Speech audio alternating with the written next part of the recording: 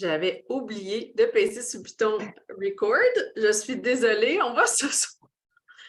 Je vais mettre ça dans l'infolette. Je répète le numéro parce que là, ceux qui vont l'écouter, ça va commencer comme ça. Alors, bonsoir, je ne ferai pas tout le spiel, je pense que vous savez qui je suis. Je répète le numéro de téléphone le nouveau cellulaire du service de dentisterie. Alors, c'est le 514-793-3895. Alors, on enchaîne avec le prochain point. Donc, on a parlé de le prochain webinaire qui est le 20 mars, qu'on va parler de dentisterie 101. On a parlé du mois de dentisterie, que le tirage va avoir lieu le 24 février et qu'on a déjà 80 participants. Le prochain point, le service. Là, on va expliquer un peu mieux comment la structure au niveau des coûts, des frais, pour le service de dentisterie, c'est-à-dire les frais qui sont plus au niveau virtuel à distance. Il y a plusieurs personnes qui contactent les services pour avoir une opinion, pour avoir du feedback sur un cas.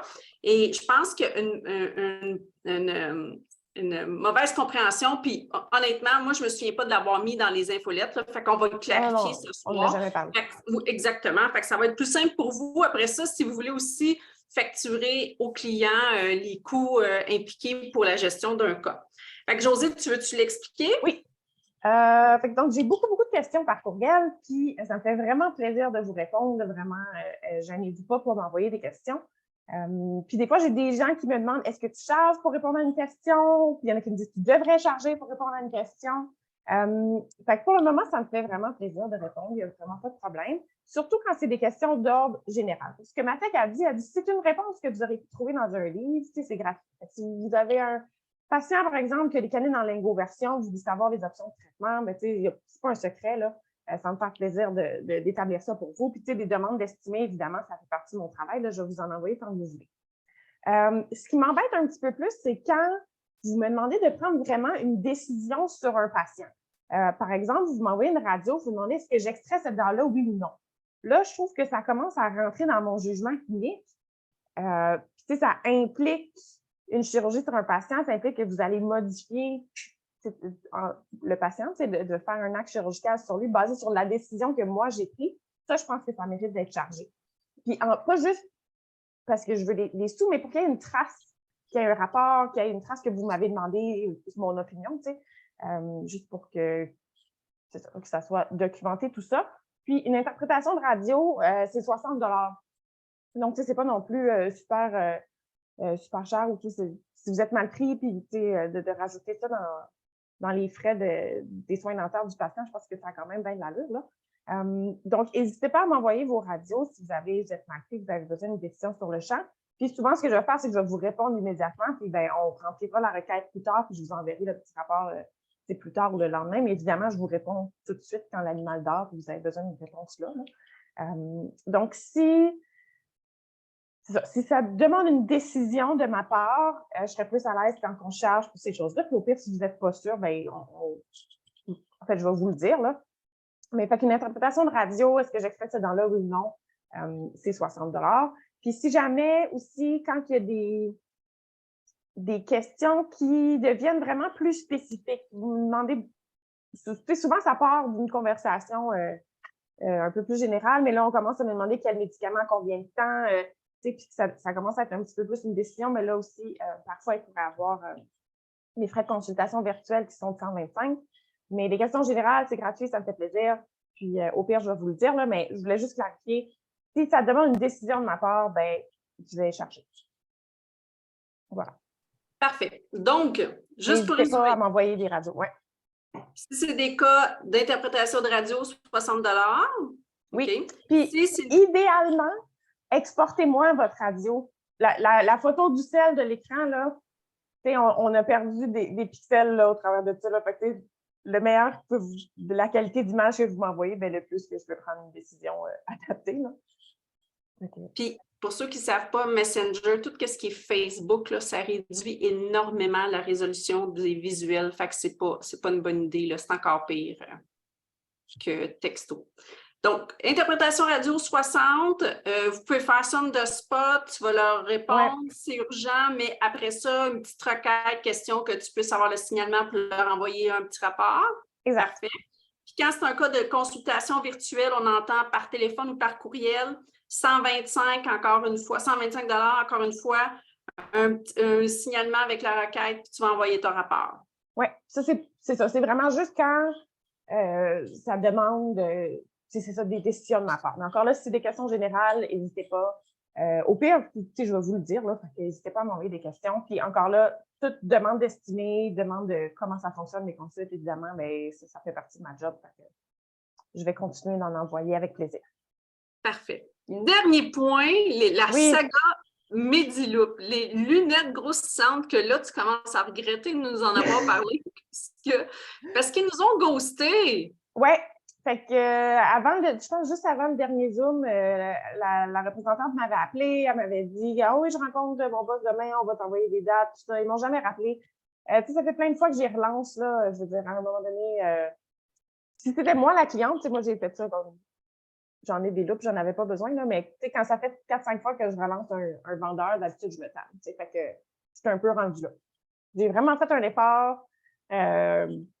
Ils n'ont pas l'air plus motivés qu'il faut. Là. Moi, tant qu'à moi, ils perdent mon vote.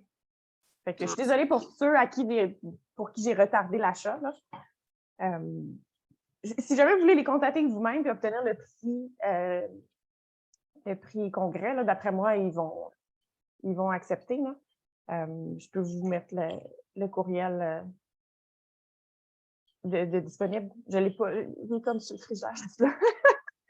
Mais je vous l'enverrai dans le courriel qui suit, là, mais voilà, moi, On a une d'ailleurs, question. ma texte vient de recevoir ses loupes, ça fait 4 mois qu'on les a commandées. Fait que c'est ça non plus. Ah, on m'amène la petite carte de l'écrire dans le chat. Parfait. Il y a une question aussi sur la tarification pour les radios. Est-ce que c'est par radio? Est-ce que c'est par cas? Si c'est 2 dents, donc 2 radios, 120, comment ça fonctionne? En général, c'est 2 radios. En fait, si vous m'envoyez 2 radios de la même dent ou une radio d'une dent plus l'autre côté pour que je compare, c'est une question, là, fait que c'est une fois 60 $. C'est déjà arrivé qu'on me demande d'évaluer toute la bouche. Il y avait 29 radios. Là, ça, j'ai fait une consulte à 125. Là. Mais en général, ça va être 60 à moins qu'il y ait un nombre excessif de radios. Super. Et pour l'instant, il n'y a pas de questions. Est-ce qu'on enchaîne? Je pense que oui. Je ne t'ai pas présenté, mais je suis son doctorat en médecine vétérinaire en 2016. Après ça, internat, résidence à Léoupe. Et là, elle est sur le point de passer son board pratique. Le théorique est déjà passé. Et que vous voyez comment elle est zen et elle n'a pas encore ride malgré les apparences. Oui, c'est peut-être plus parce que la caméra n'a pas de bonne résolution dessus, puis que je garantis que j'en ai. Puis j'ai eu d'ailleurs, mon papier a été accepté, fait que c'est à part le board, c'est la dernière affaire qui manque pour avoir mes lettres là, de diplomate. Bon, tu as de bonne chance. Le projet de recherche est réglé. Good! Allons-y. Allons-y, les chats. Les chats font jamais rien comme tout le monde, hein? Fait qu'on va regarder un petit peu les différences que les chats ont. Fait que la première chose que j'aimerais parler, puisque souvent, je l'inclus comme dans la fin de mes présentations, peut-être qu'on n'en parle jamais, là, mais les gingivites juvéniles. C'est quelque chose qui n'est pas vraiment fréquent chez les chiens, ou en fait, je ne pense pas qu'il existe, mais qu'il y a des chats, de fois de temps en temps, qui font ça, puis c'est une maladie bien mystérieuse. Donc, en général, les gingivites juvéniles vont apparaître à l'âge de l'éruption des dents. Souvent, c'est à l'âge de l'éruption des dents d'adultes, vers 5-6 mois. Les Maine Coon sont prédisposés. Si votre patient est un Maine Coon, plus de chances qu'il tombe dans cette catégorie-là, bien que c'est possible chez les domestiques ou n'importe quel animal. Ça va se caractériser par une gingivite vraiment assez évidente habituellement. C'est très rouge, c'est généralisé, ce n'est pas une dent ou 2 dents, c'est vraiment toute la gencive est rouge partout. C'est marqué puis ça ne s'en va pas. On ne sait pas pourquoi les patients font ça, évidemment. Les chats aiment ça nous confondre dans tous nos diagnostics. Ça peut être assez inconfortable chez certains patients. C'est-à-dire que j'ai déjà eu des patients, on me décrivait le chat comme étant timide, c'était pas un chat qui socialisait beaucoup, un chat qui se cachait quand même. Puis une fois qu'on a traité ce patient-là, on m'a dit que c'était des nouveaux chats, là, fait que ça a l'air quand même... Ça a l'air quand même inconfortable pour ces chats-là, parce que j'en ai quand même plusieurs qu'une fois que ça a été traité, il y a eu un changement. Donc, il y a des patients chez qui ça va être juste une gingivite. On ne parle pas de stomatite ici. Fait que vraiment, la rougeur est confinée à la gencive attachée. Ce n'est pas la muqueuse alvéolaire, c'est la gencive attachée. Je vais voir si j'ai une photo de ça quelque part.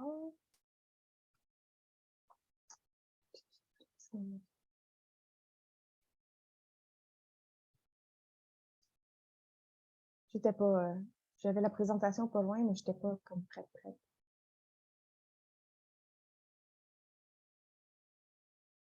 Ah non! Je l'avais. Ah, j'ai trouvé mes slides, mais je n'avais pas de photo. Bon. Je vous trouverai une autre photo tantôt de gingivite de chat. Donc, c'est pas une stomatite, c'est vraiment juste une gingivite.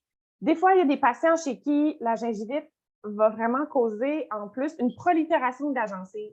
Donc, on va avoir des gingivites qui... La gencive va même se mettre à recouvrir les dents. Entre autres, ça arrive souvent sur les 8 en haut, là, les PM4. Vraiment, on ne voit vraiment plus la couronne des dents, elle est complètement recouverte de gencive. Le pronostic n'est pas pire dans ces cas-là, mais ça peut être juste une caractéristique ou quelque chose qui peut vous faire penser là, à l'examen. La dent est complètement recouverte de gencive. Et puis, chez certains patients aussi, ça va s'accompagner de parodontite juvénile. Donc, il y a des chats pour qui c'est qu'une gingivite, mais il y en a vraiment qui vont commencer à avoir de la récession gingivale. Puis, quand on fait l'examen de ces chats-là qui ont 6, 7, 8 mois, bien, il y a déjà des dents externes, déjà des dents lousses, il y a déjà des dents qui ont de la perte osseuse autour. Donc, ce n'est pas toutes les gingivites juvéniles qui deviennent des parodontites juvéniles, mais il ne faut pas juste se dire non plus « Ah, c'est une gingivite juvénile, c'est pas grave, ça ne nécessite pas un traitement. » Ça nécessite un examen puis des radios parce qu'il y a des patients qui ont déjà besoin d'extraction à cet âge-là, malheureusement. On ne sait pas pourquoi les chats font ça, on ne sait pas pourquoi un patient le fait plus que l'autre. Et il y a certains patients qui, une fois qu'ils vont avoir atteint la maturité là, de leur système immunitaire, ça va passer.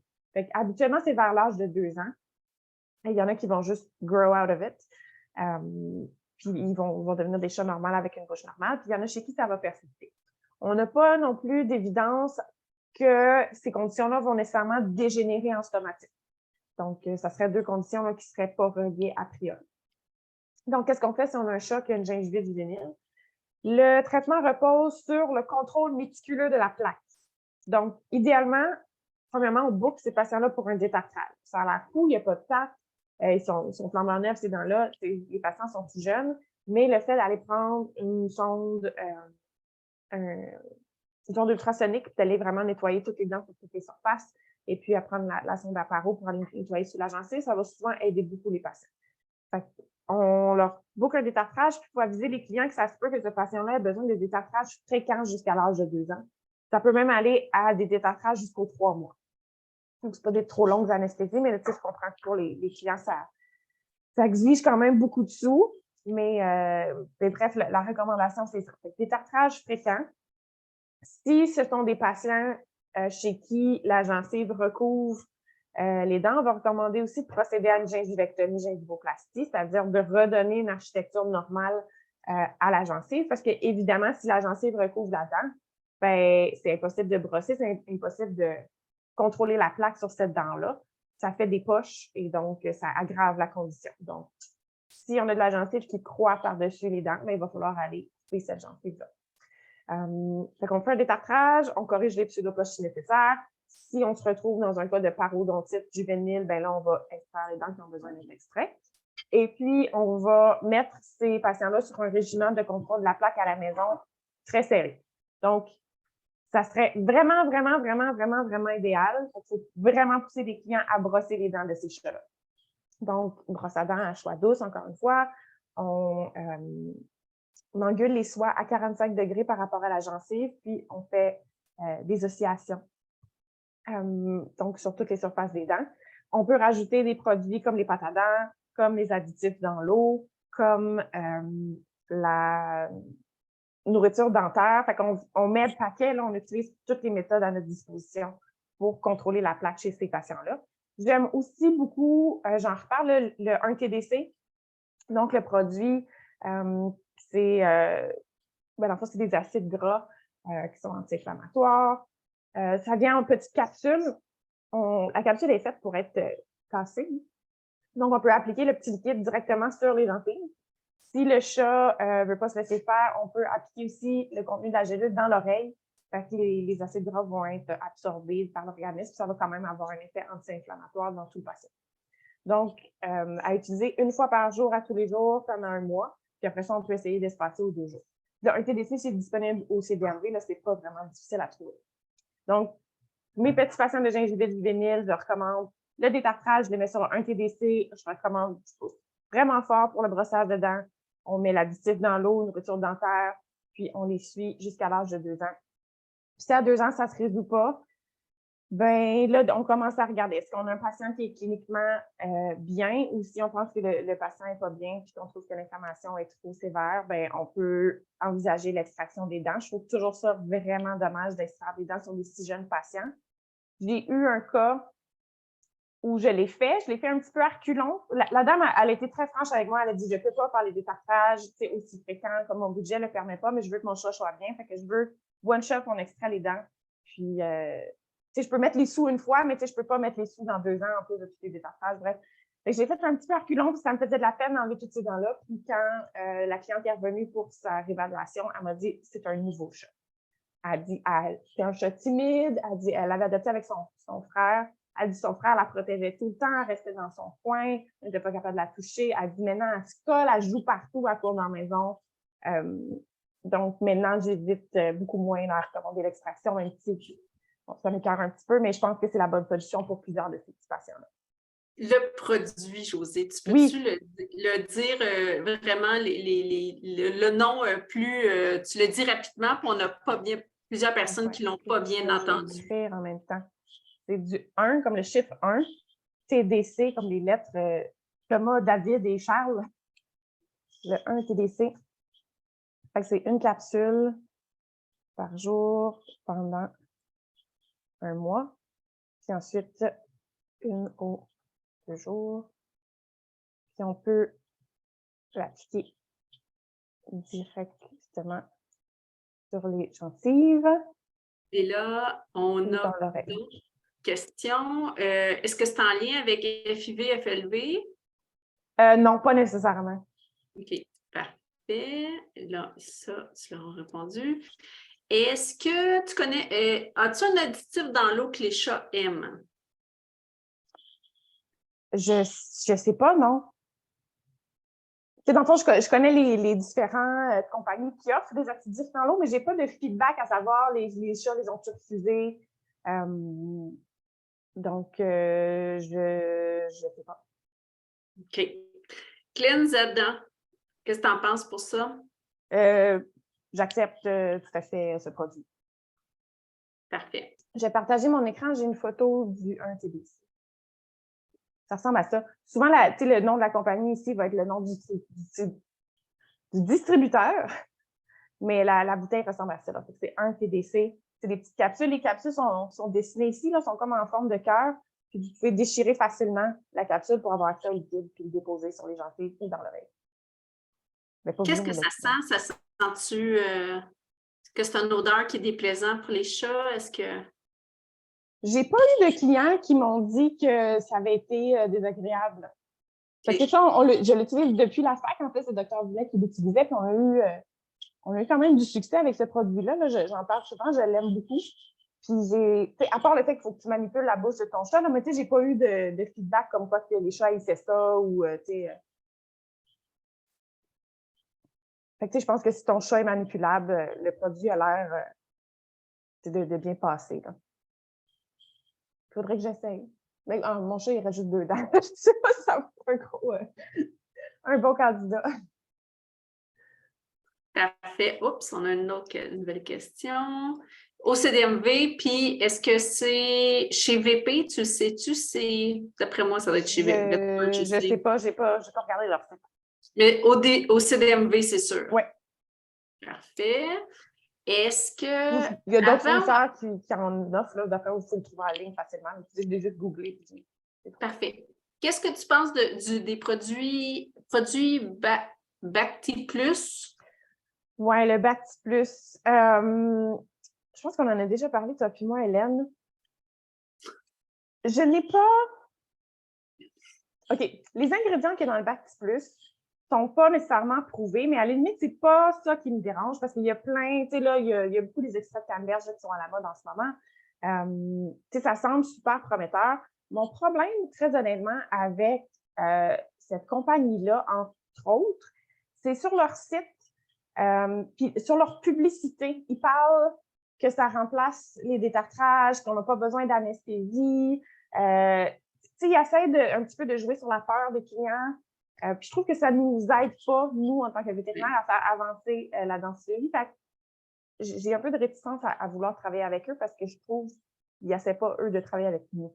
Je ne sais pas si les produits fonctionnent bien, mais leur pub ne me flatte pas dans le sens du poil du tout.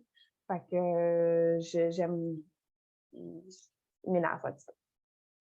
Parfait.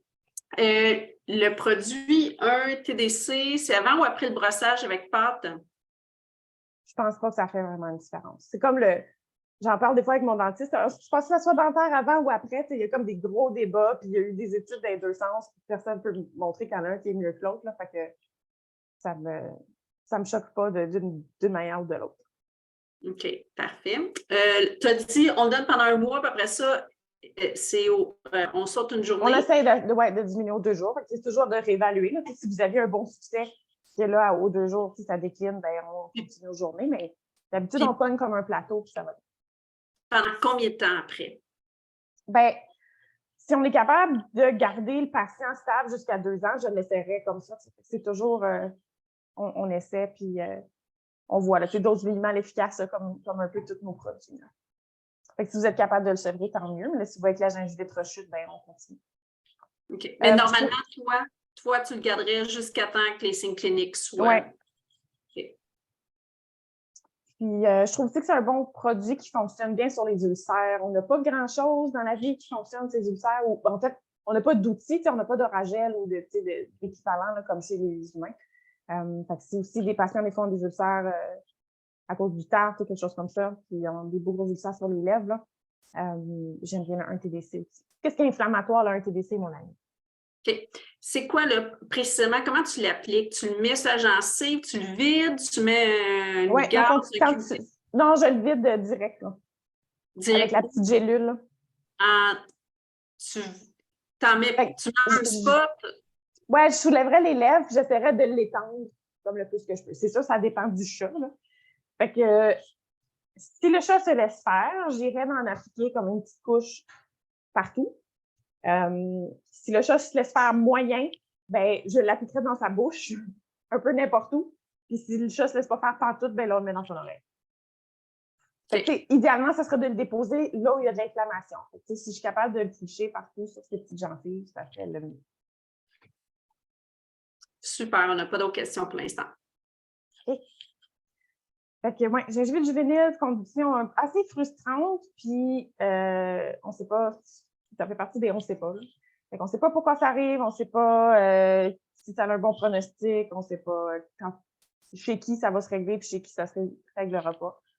Puis on n'a pas grand-chose à dire à part extraire toutes les dents quand il n'y a rien qui marche. Fait que j'espère qu'un jour, on va avoir des meilleurs outils, mais pour l'instant, c'est un peu ça. C'est une maladie un peu confusante et pas claire. Là. Fait que peut-être qu'un jour, je vais pouvoir avoir des réponses plus satisfaisantes. Parfait. Est-ce qu'il y a une halitose qui est associée à cette condition-là? Et ça peut, oui. S'il y avait de la litose, j'aurais encore plus, je pousserais encore plus pour qu'on fasse un détartrage radio sur ces patients-là parce que j'aurais peur qu'il y ait de la parodontite agressive qui se soit mise à part. Cortisone, antibiotiques? Il y a très peu d'articles sur la gingivite juvénile, là, fait que en fait, si je vous réponds, ça va être basé sur mon opinion et rien d'autre. Il n'y a absolument rien de scientifique là-dedans. Antibiotiques, en fait, ce qui me dérange avec les antibiotiques, tout ce qui est dans la bouche, c'est que plus on en sait sur les bactéries de la bouche, plus qu'on réalise qu'on ne sait rien. Fait que dans les dernières années, il y a des études avec PCR qui sont sorties. Parce qu'avant, on faisait des cultures, puis on avait comme un peu établi c'est quoi les types de bactéries qui vivent dans la bouche. Là, dans les 20 dernières années, on a fait des PCR, puis là, on se rend compte qu'il y a à peu près 2000 sortes de bactéries qui vivent dans la bouche, puis qu'on ne comprend absolument pas comment ils interagissent. Là. Puis on est capable parfois de trouver certaines espèces, puis les corréler à, mettons, les parodontites plus graves, mais ça ne colle pas parfaitement non plus. Fait que tout ce qui est antibiotique, en fait, souvent, je me dis, je sais tellement pas qu'est-ce que je vise. Fait que vous pouvez toujours l'essayer. Je suis pas convaincue que ça va aider. Puis en fait, le problème, c'est que vous allez en donner pendant 2 semaines, vous allez faire quoi après? On ne va pas laisser le patient sur antibiotique jusqu'à ce qu'il ait 2 ans. Fait que, si le patient est très inconfortable, on peut toujours essayer un petit peu. En général, je prendrais quelque chose d'assez large de spectre. Là. Je ferais comme un Clavanox sans clavaceptin probablement. Je garde ma clindamycine habituellement pour ce qui est des infections qui sont consignées à l'os, donc ostéomyélite et autres. Fait que, à part de ça, je ne l'utilise pas tant. Le Dr Dumais est un grand fan du métronidazole. Aucune idée si c'est un meilleur choix dans ce cas-ci.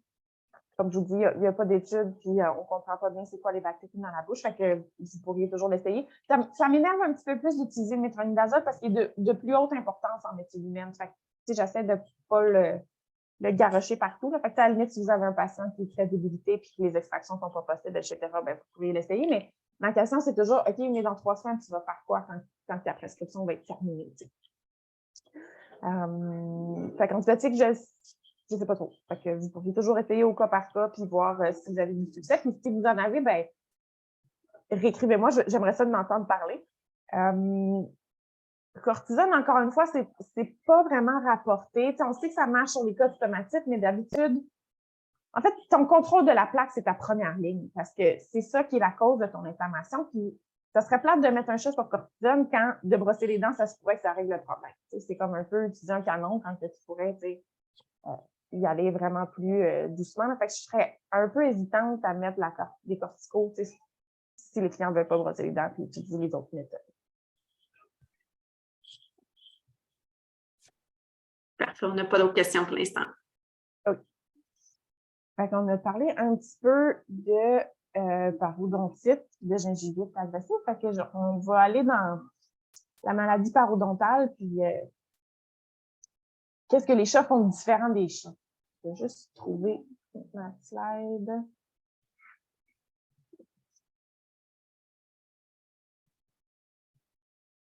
Ah!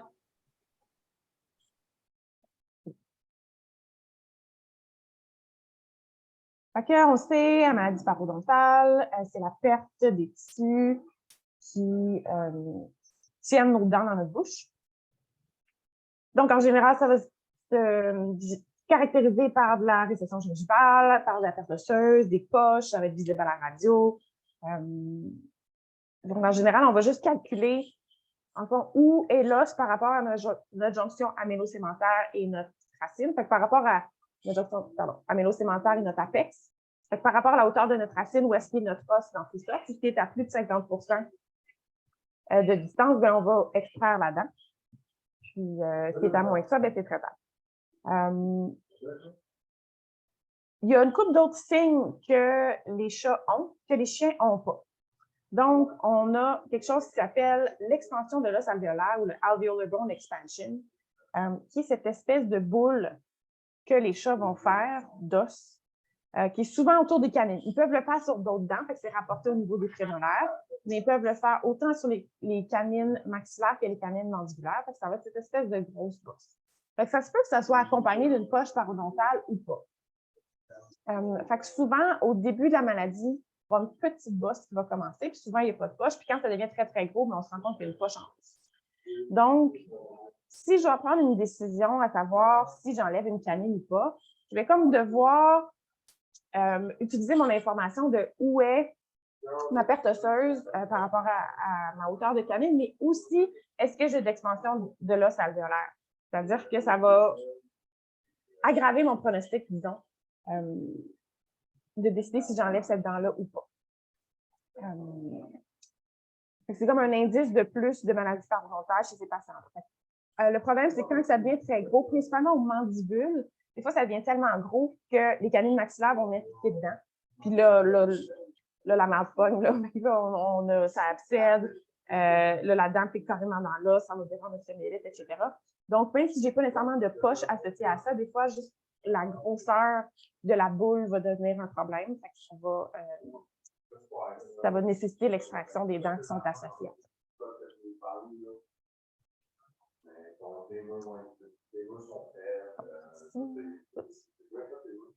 On avait l'expansion d'os alvéolaire et l'extrusion des canines. Je vais essayer de vous trouver une photo, j'en ai plein. Donc, les chats, parfois, à la place de perdre l'os autour de leurs dents, surtout les vieux chats, on va voir que c'est comme s'ils poussaient leurs canines à l'extérieur de leur bouche. Fait qu'on va voir là, vraiment le bourrelet d'émail, puis on se rend compte qu'il n'est pas du tout vis-à-vis la gencive, il est vraiment plus loin, comme si les dents avaient poussé. Puis on le voit même des fois, les vieux chats, quand ils ferment la bouche, il y a les petites canines qui dépassent des lèvres, là, comme si c'était des petits vampires. Donc, ça aussi, c'est un autre signe de maladie parodontale chez les patients. Fait que des fois, on n'aura même pas de poche qui va être associée à ça, mais encore une fois, la longueur des canines, des fois, va devenir un problème en soi parce que ça finit par piquer les lèvres en bas. Comme là, moi, mon chat, il en fait. Il est rendu à 14 ans. Il n'y a vraiment pas de poche, tout est beau. Tu sais, il a commencé à 1 mm d'extrusion, 2. Il est rendu à 3, puis là, je me suis dit, il est proche là, de se piquer la lèvre. Là, je me suis dit, l'année prochaine, ça va le faire, là, parce que je ne veux pas attendre que ça pique la lèvre, évidemment. Fait que, à place de perdre l'os autour de leurs dents, les chats poussent leurs dents à l'extérieur de leur corps. Pourquoi? Je ne sais pas, mais ils font ça. J'essaie de vous trouver des photos, je suis sûre que vous en avez quelque part.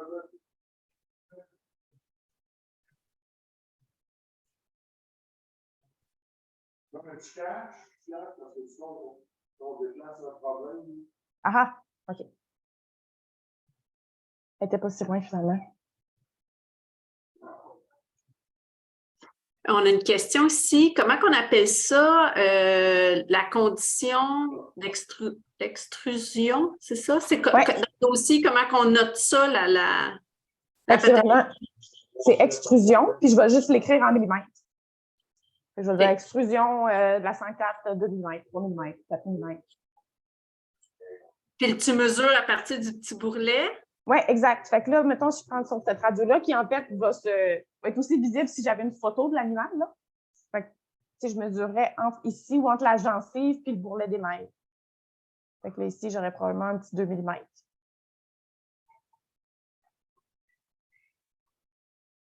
Je pense que la prochaine radio était encore pire, là. Fait que là, lui, en fait, lui, il y a de la maladie parodontale en plus, là, parce que ça ici, c'est une poche. On ne voit plus la lamina dura. Donc, lui, j'ai une poche et de l'extrusion en plus. Mais là, son extrusion, lui, j'ai probablement un 4. Puis vous voyez, de l'autre côté, là, ça sera une dent plutôt normale. Fait que les chats poussent leurs dents à l'extérieur de leur corps quand ils ont décidé qu'ils en voulaient. Il y a une question, je pense? Non, c'est plutôt on entend. Ah oui. Attends, je vais gérer ça. On entend. Un deuxième webinaire en parallèle.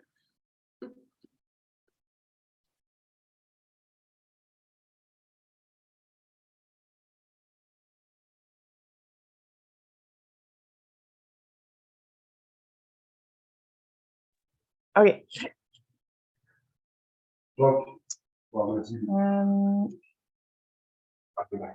Des photos de chat. Je vais trouver des photos de chat. J'en ai assez.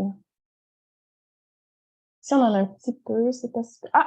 Fait ici, on aurait un exemple d'expansion de l'os alvéolaire, mais aux mandibules.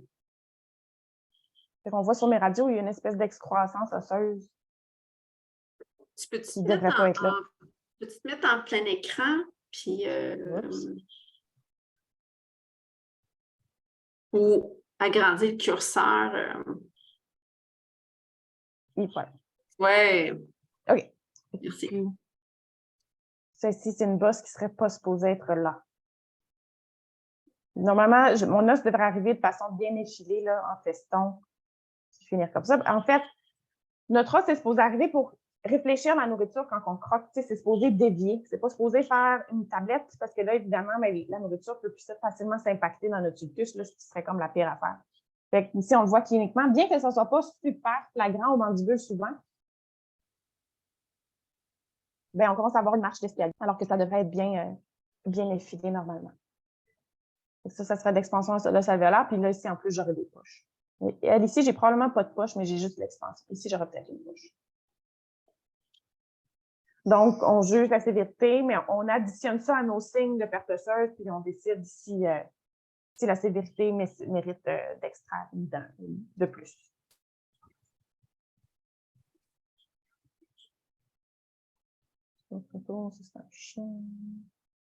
Bon, ça serait beaucoup, beaucoup d'extrusion.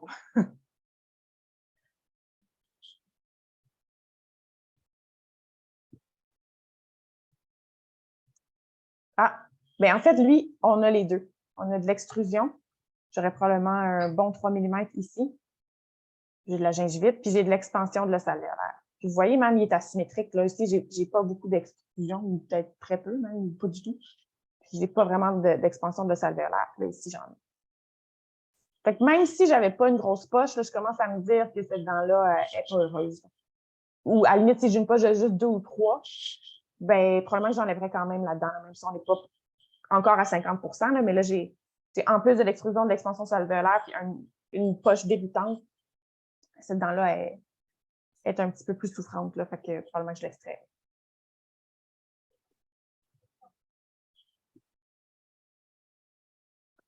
Fait que les chats, qu'est-ce que j'avais? Ah! On a de la résorption aussi chez les chats. Je pense que je l'ai dit souvent, mais je le répète, parce qu'il y a encore toujours de la confusion. Jusqu'à ce que tous les vétérinaires du Québec sachent comment gérer la résorption chez les chats et quand faire des amputations de couronne, je vais continuer de répéter. Ça va me faire plaisir. Ça va être sur ta plaque d'auto, c'est ta mission. La résorption, qui est une maladie de chat. Les chiens, des fois, ont l'air de vouloir se joindre à la partie. Donc, il y a deux types de résorption, trois types de résorption chez le chat. En fait, il y a deux façons de le diagnostiquer. Fait qu'on peut soit parler de type ou de stade. Fait que les stades, c'était les 1, 2, 3, 4. Là, dans les 4, tu avais le 4A, 4B, 4C. Je trouve ça un petit peu confusant, je sais que c'est pas un mot. Les stades, et puis en fait, c'est principalement académique. C'est-à-dire qu'à partir du moment où on décèle une lésion de résorption chez un chat, ben c'est une maladie qui est progressive et irréversible, qui n'a aucun potentiel de guérir et qui a en fait tout le potentiel de s'aggraver. Donc, je me fous de savoir si la lésion est sévère ou pas, il faut extraire la dent. Fait que, rendu là, de classifier sa sévérité n'est pas vraiment pertinent.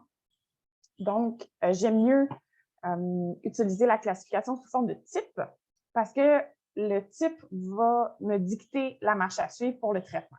Donc, je trouve ça beaucoup plus cliniquement applicable que de commencer à déterminer si c'est sévère ou pas. Je m'en fous si c'est sévère ou pas. Même si c'est juste une petite lésion de rien qu'à 1 mm, bien, la dent est quand même condamnée puis il faut l'enlever.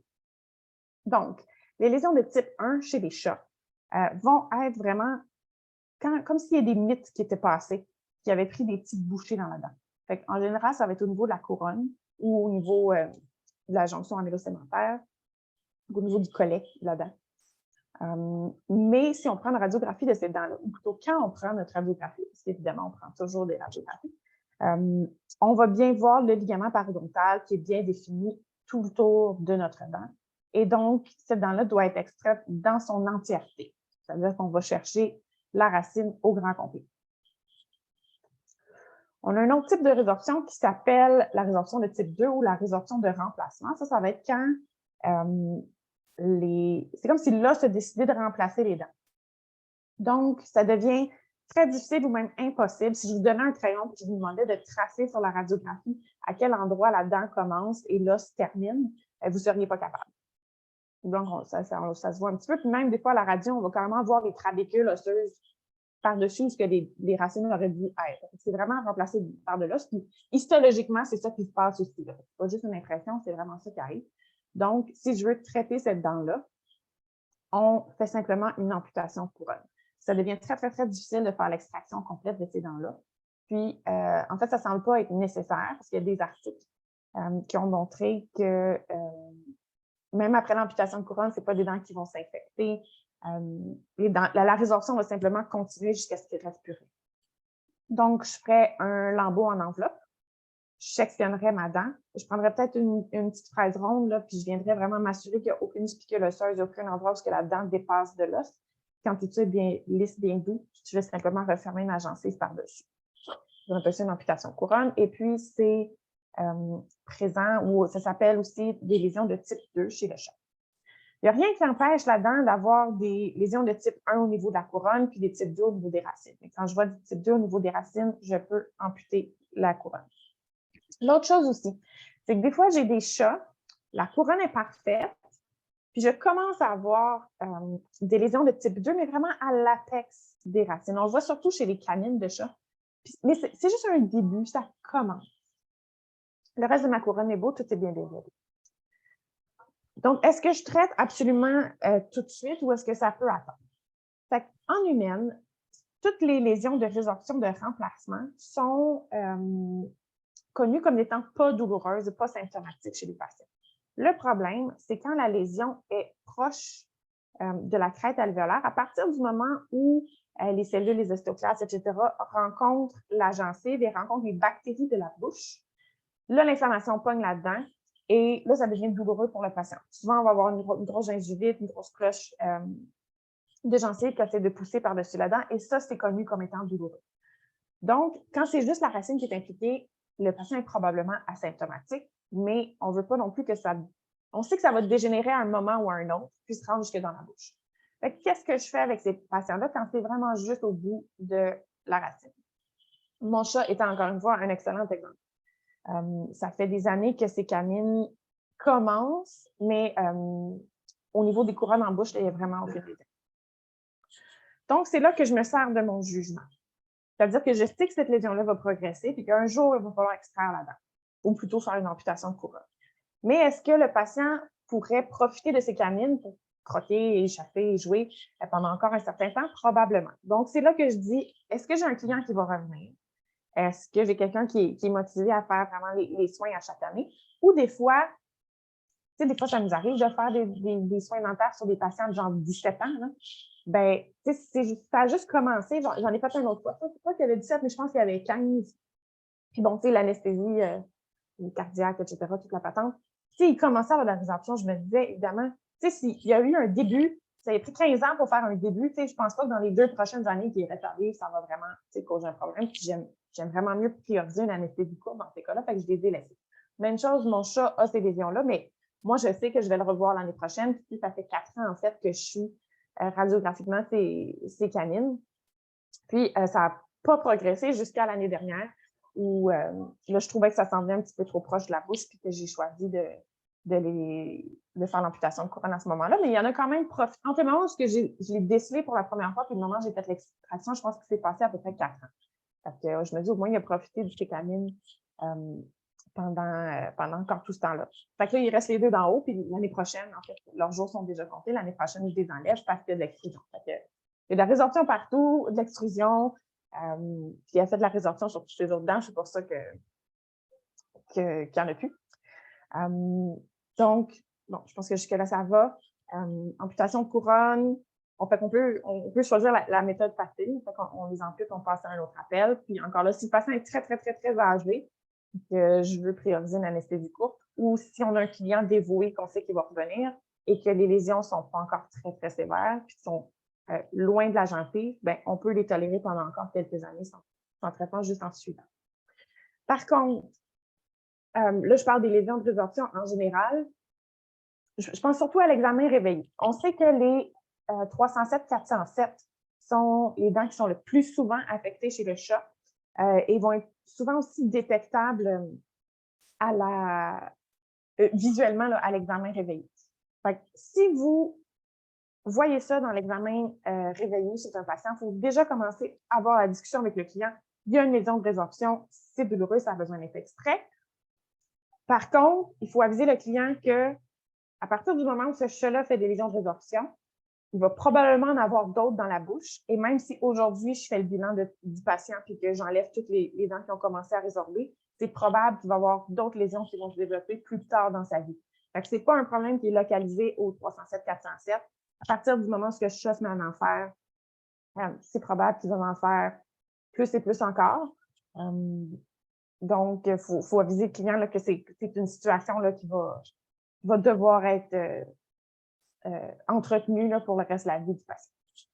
Donc, des fois, ça peut faire une hécatombe, comme dans le cas de mon chat, c'est-à-dire que toutes les dents ne sont pas assez. Puis des fois, par magie, je ne sais pas pourquoi, mais je vais avoir, sur une radio, là, j'ai la 9, la 7 qui sont complètement résorbées, puis tu as la 8 en plein milieu qui est parfaite. C'est comme, salut, elle a un beau ligament, elle n'est pas touchée du tout. Pourquoi les chats font ça? J'en ai aucune idée. Mais bref, si on décèle des lésions de résorption chez un chat, on avise les gens que ça va être une situation à gérer en continu. Et puis, encore une fois, parce que les chats aiment ça, keep us on our toes, ils aiment ça mélanger les choses. Des fois, j'ai des dents qui vont avoir de la résorption, ils vont faire ça moitié-moitié. Fait que, je vais avoir des lésions de type 1, je vais avoir aussi des lésions de type 2, puis des fois, je vais avoir une racine type 2 puis une racine type 1. C'est-à-dire que si je vais traiter cette dent-là, j'irai simplement faire l'amputation de couronne de la racine qui est affectée par la résorption de remplacement et j'irai complètement extraire la racine dont le ligament parodontal est visible. Fait que si à la radio, on voit notre ligament, on n'a pas d'excuse, on enlève tout. Fait que le seul moment où c'est correct de faire une amputation de couronne, c'est quand l'os a remplacé les dents. J'ai une petite radio. Ouais, ça, c'est les types. Là,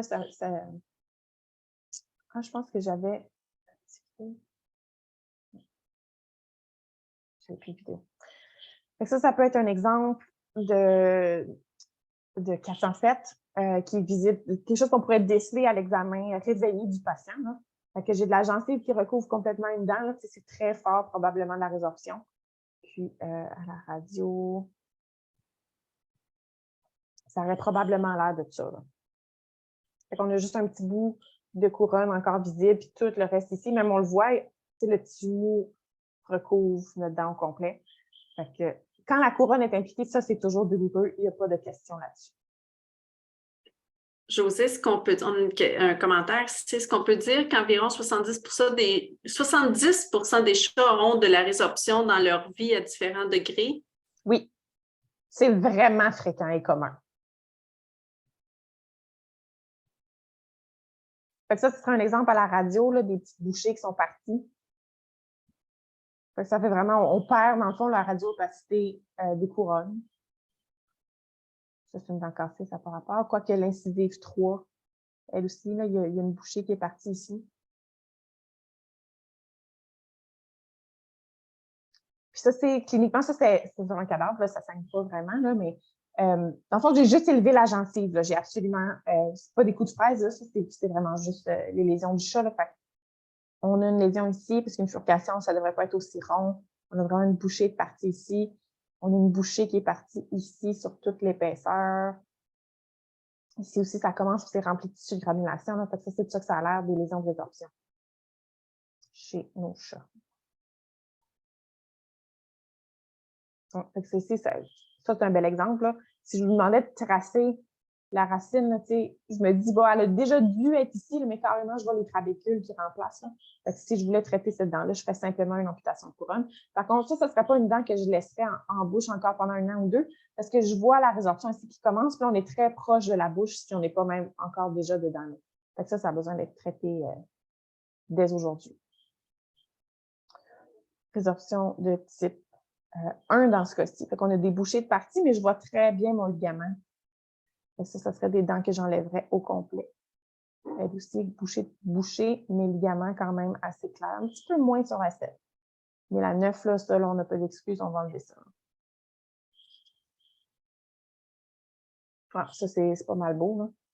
Fait que, souvent, quand on voit des dents cassées chez les chats, là, des incisives cassées ou des 7 cassées, c'est probablement pas des traumas, là, c'est probablement la résorption qui a fait son œuvre jusqu'à ce que les dents tombent. C'est ça, elle n'est pas tombée encore, mais on la regarde croche puis elle va tomber une cassée des mains.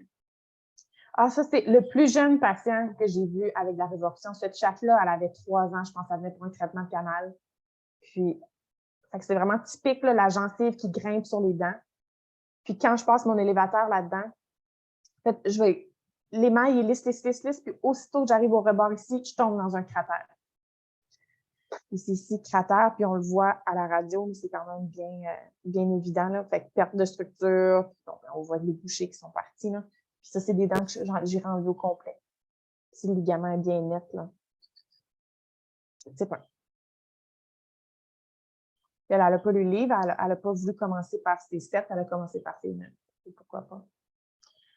Puis même si la lésion est toute petite, lésion de résorption de type 1, ben à partir du moment où c'est commencé, ça ne peut que s'aggraver, fait qu'on n'hésite pas, on enlève tout. J'avais une petite lésion ici, petite lésion ici, grosse lésion ici.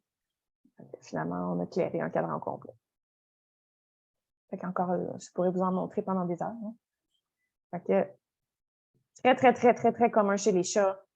Si vous maîtrisez bien vos diagnostics, vos traitements de lésions de résorption, vous allez soulager beaucoup de patients parce que, comme on vient de dire, à peu près 70% des chats ont ça.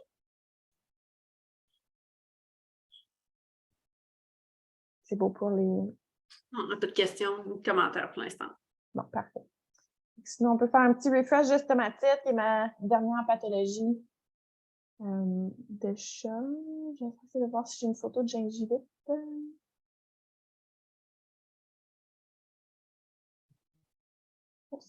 Ça m'en serait une. Fait qu'on je sais qu'on a fait 1 heure entière sur la stomatite. Fait qu'on va juste faire un petit refresh. Stomatite, maladie très frustrante chez nos chats. Mais en attendant ça serait une photo simplement de gingivite. C'est-à-dire qu'on a de la gingivite ici, mais ma muqueuse alvéolaire n'est pas touchée et mon fond de gorge est bien beau et rose pâle. Mon dessous de langue est rose pâle, tout ça. Ça serait qu'une gingivite. Je ne sais pas le patient à quel âge, mais une gingivite juvénile pourrait tout à fait avoir la bouche. Donc, gingivite juvénile, fait que la rougeur est confinée à la gencive. Il ne touche pas la muqueuse alvéolaire. Stomatite, maladie inflammatoire de la bouche de cause inconnue. Il y a plusieurs groupes d'études qui se penchent actuellement sur une cause virale. Fait qu'on pense que le calicivirus serait probablement un joueur dans la cause. Je me rappelle plus l'étiologie, je cherchais le mot fin, de la stomatite. Avant, on disait que les chats FIV, FELV avaient des pronostics qui étaient moins bons.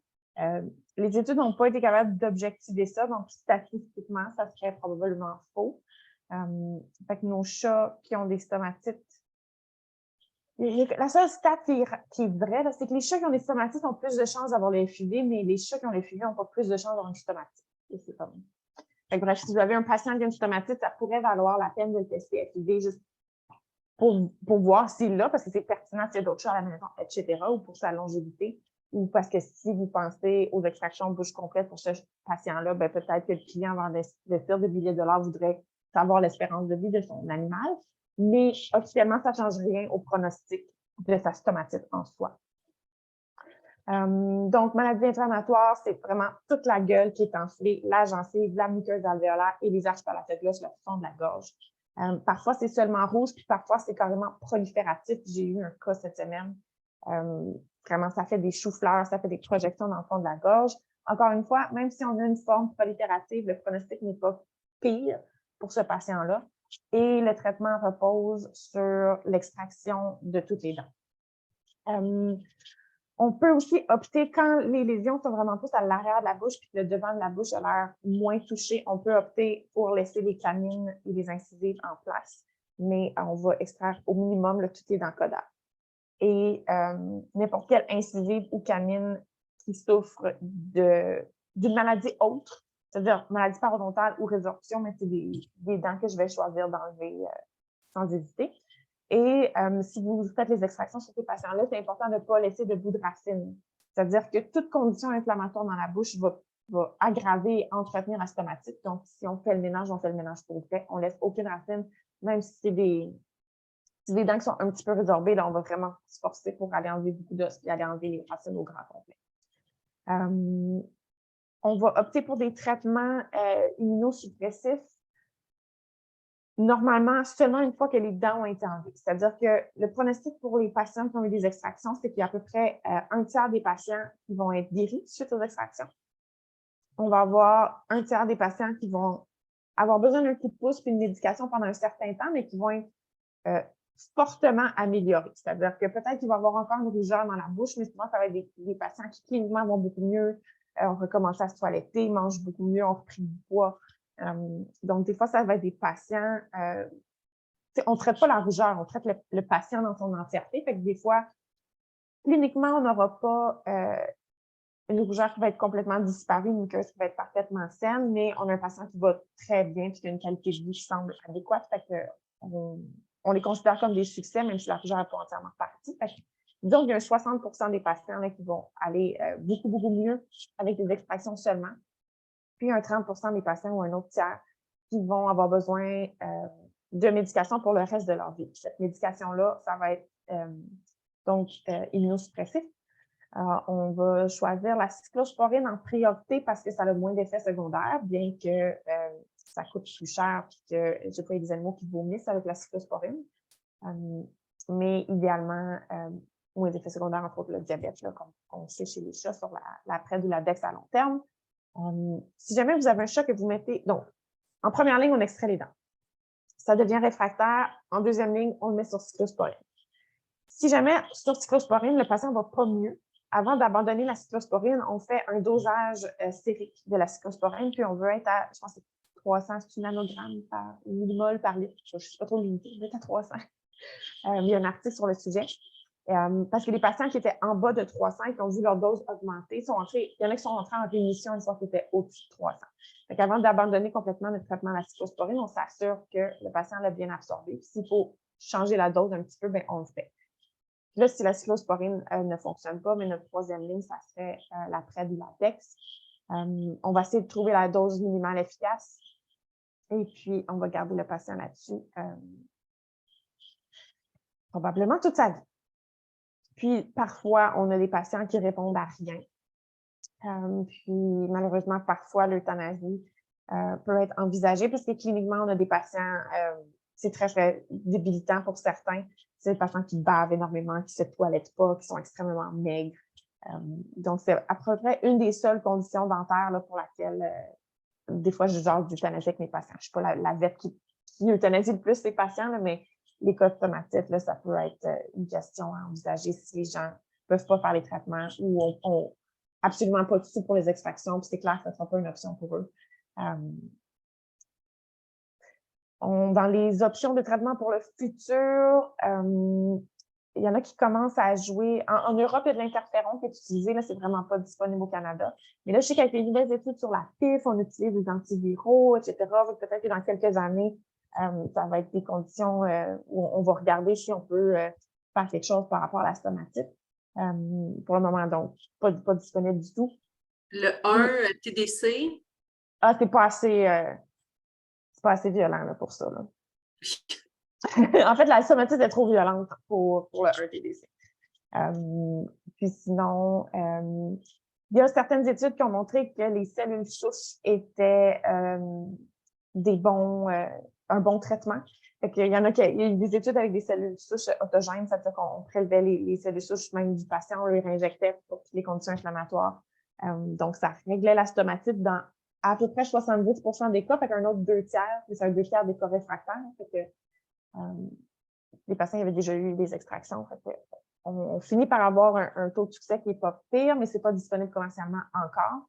Mais ils regardaient aussi pour le faire avec des anticorps allogènes, ça veut dire qu'on les aurait fait prélever d'un chat puis on le donne à un autre chat. Fait que peut-être qu'un jour, ça va devenir commercialement disponible. Peut-être qu'on aura d'autres choses pour nos petits cas réfractaires dans le futur, là, mais pour le moment, c'est vraiment extraction, cyclosporine, cortico. La cryochirurgie. Pour la stomatite? Ben oui, on brainstorm. Mais je pensais que c'était pour tout ce qui était des Oui, masses, tumeurs prolifératives. ouais, c'est bénin. C'est pour les masses Mais bénignes. pour ceux que c'est prolifératif dans le fond de la gorge, ça se fait pas. Évidemment, Oh! il faut extraire, parce qu'il faut comme enlever la cause. Mais on se demande toujours quoi faire avec ces lésions-là. Fait que, je sais que nous, à la fac, quand on avait la radiochirurgie, je sais que le Dr Dumais aimait faire un petit ménage. Ceux qui ont du lézard, il y en a aussi là, qui vont utiliser ça. Ça peut aussi se résorber d'eux-mêmes si on tombe sur un des patients qui va répondre à ces extractions. Fait que peut-être que pour les proliférations, ça pourrait être intéressant. J'ai aucun feedback, là, I'm taking out loud. Là. Mais sur les gencives d'elles-mêmes, les muqueuses d'elles-mêmes, je pense pas. Mais sur les choux-fleurs, peut-être. Investiguer. Ouais. Tu vas avoir du temps là, après ton board. J'ai tellement de projets. Là. Je suis déjà dans mon calendrier personnel, là, j'ai déjà des projets en 2024. Là, fait que c'est pas tout à fait sur ma liste encore, mais pour tout ce qui est masse de gencives, les puffs, je suis curieuse de voir ce que ça va amener dans le futur parce que j'aimerais bien ça traiter des puffs avec ça. À place d'extraire les dents, ça ferait bien mon affaire. Les choses sont mal placées en plus. Donc, j'ai hâte de voir ça. Les papillons aussi, peut-être. Parfait. Je t'organise ça. Ah ouais? Ouais. Non, mais on en reparle offline. Okay. Antibiotiques pour la stomatite. Bon. Dans les papiers, ça dit que ça ne marche pas. Donc, on n'a pas de meilleur taux de succès, etc. Par contre, cliniquement, je l'ai fait un la semaine passée, la chatte allait mieux. Des fois, de les traiter par antibiotiques avant les extractions, ça fait que nos tissus sont beaucoup plus beaux, ça facilite un petit peu notre fermeture. Parce qu'on sait la fermeture sur ces patients-là, c'est du jello, là. La gencive va essayer de fermer ça après. Encore là, il y a sûrement des dentistes qui l'utilisent post-op aussi pour essayer de calmer le jeu. On n'a juste aucune donnée là-dessus, fait que c'est un petit peu free-for-all. Puis, tout ce que je peux vous recommander, c'est empirique. Là, fait que, à la limite, si votre patient est très, très, très débilité, puis si vous voulez l'amener à la chirurgie, vous pourriez l'essayer. Je sais qu'avec Dr Dumais, on avait eu du succès avec les tubes œsophagiens aussi. Il y en a chez qui, des fois, on pogne un patient, là, il est comme à 2 sur 9 de score corporel, puis là, faut que tu l'anesthésies pendant 5 heures pour enlever toutes ses dents. C'est un peu épeurant. Fait que vous pourriez faire une anesthésie courte, mettre un tube œsophagien. Vous assurez que le patient est bien nourri, bien hydraté pendant comme 2 semaines avant votre chirurgie. Puis les patients chez qui on a fait ça, quand ils arrivaient le jour de la chirurgie, on dirait que d'avoir pas d'antigène par la bouche, il y avait vraiment des plus belles gencives, puis nos chirurgies étaient plus faciles. Fait qu'encore là, basé sur 0 étude, pourquoi les gencives étaient plus belles, est-ce que c'est vraiment la nourriture, ces choses-là, on ne sait pas. On commence aussi à soupçonner qu'il y aurait un lien entre les stomatites et l'IBD, que ça serait peut-être une continuité du même problème. Je ne sais pas. Encore une fois, à suivre, une fois que la stomatite va être peut-être mieux élucidée, mais toutes des choses, des pistes de solutions, là. Fait que si vos patients sont très débilités, n'hésitez pas pour les tubes œsophagiens. Les tubes œsophagiens aussi peuvent être une bonne idée en post-op parce que des fois, les animaux se sentent vraiment mieux en post-op, puis des fois, ils ont de la misère à se remettre. La douleur des extractions en plus de la douleur qu'il y avait déjà de la stomatite. Là. Fait que je le discute souvent avec mes clients. Est-ce qu'on met un tube œsophagien? Qu'est-ce qu'on fait là, s'ils ne mangent pas en post-op? Fait que les tubes œsophagiens peuvent être nos amis dans ces cas-là. Fait que antibiotiques, j'ai pas vraiment de préférence. Sur mon patient de la semaine passée, la retraite l'avait faite, puis elle était convaincue que ça avait aidé son patient. Fait que... Mais il n'y a aucun papier, aucun stats que je peux vous sortir là, qui va vous dire quelle dose, de quelle donnée, combien de temps. Parfait. Est-ce qu'il n'y a pas de questions? On vous laisse écrire. Il est rendu 8h10. Est-ce que tu voulais... Il y avait d'autres points que tu voulais ajouter, Josée? Non, c'était ça mes grandes lignes de chat. OK. Bon, mais pendant qu'on laisse peut-être 1 minute ou 2, s'il y a des gens qui ont des questions, des commentaires à faire, je fais un rappel, le prochain webinaire, c'est le 20 mars, Dentisterie 101. Donc, les bases de vocabulaire, les directions, comment compter les dents. Je vous rappelle, j'ai la question à chaque fois. Est-ce qu'on peut rapporter ces formations-là dans votre dossier de formation continue de l'OMVQ? Pour l'OMVQ, les textes, ce n'est pas le cas. Mais pour l'OMVQ, maintenant, la nouvelle politique dit que vous n'avez plus besoin de certificat, on n'a plus besoin de soumettre, c'est votre bon jugement. On aime ça, que l'OMVQ nous fasse enfin confiance pour quelque chose. Donc, c'est selon votre bon jugement.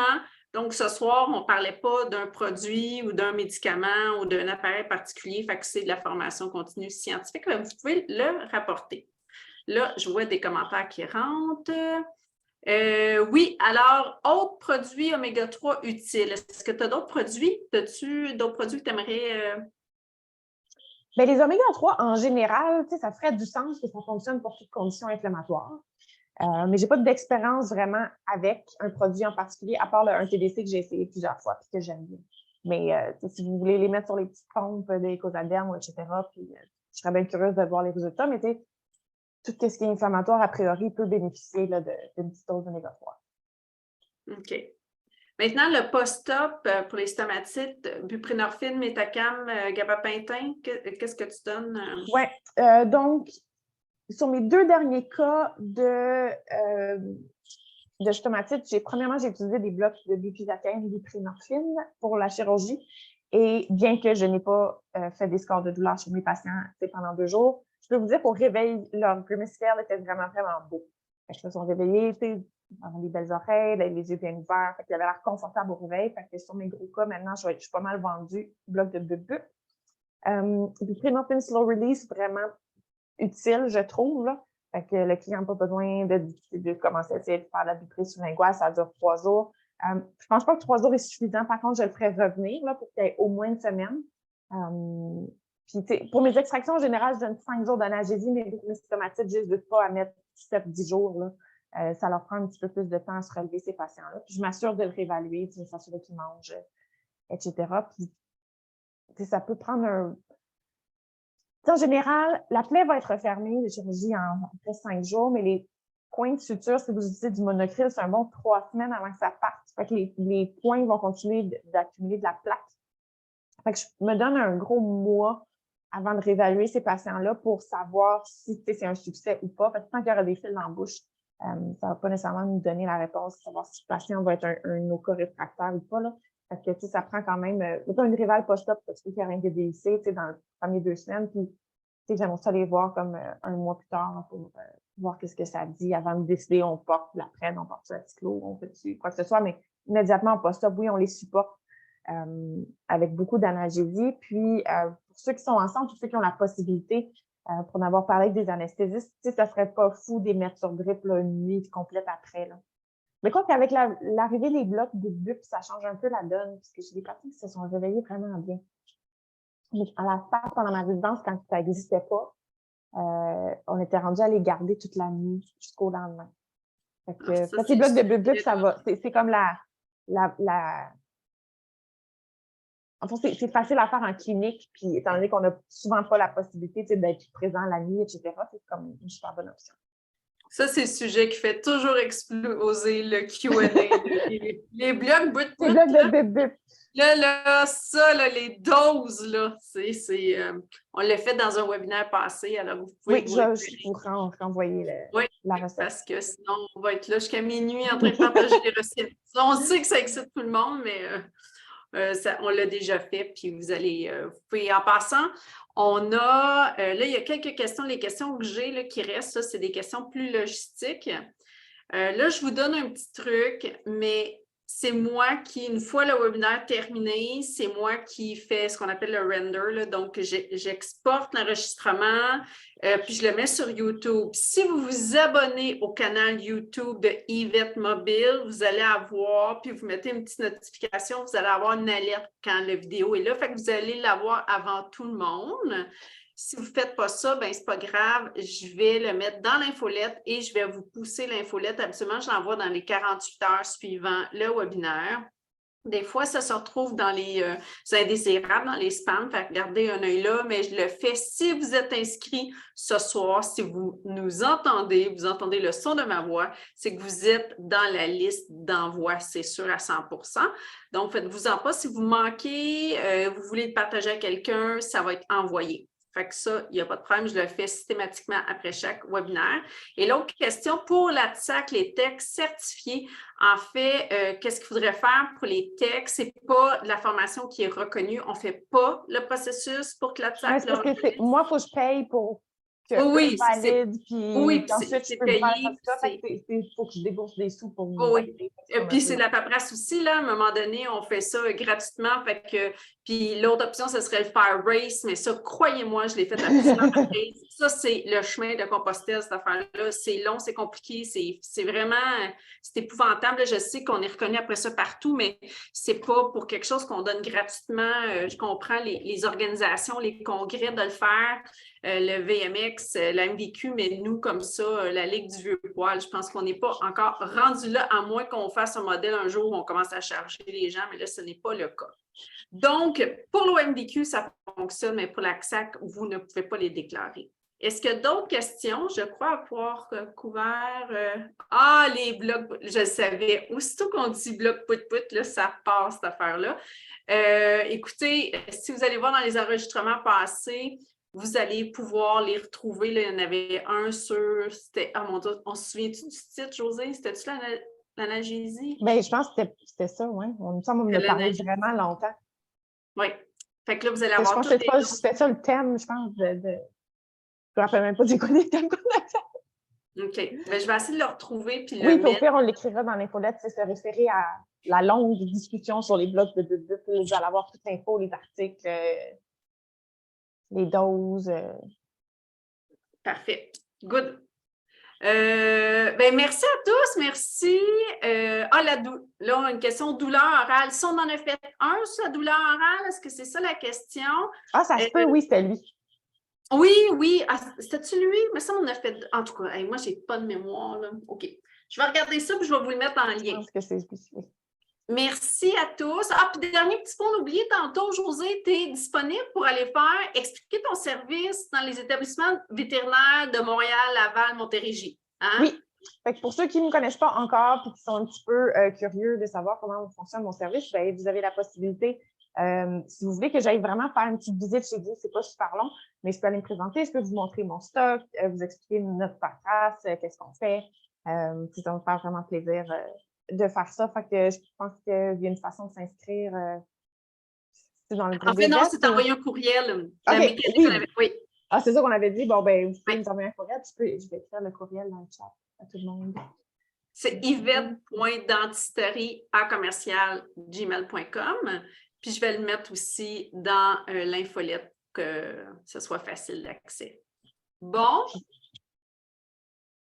On a tout? On a tout. Questions?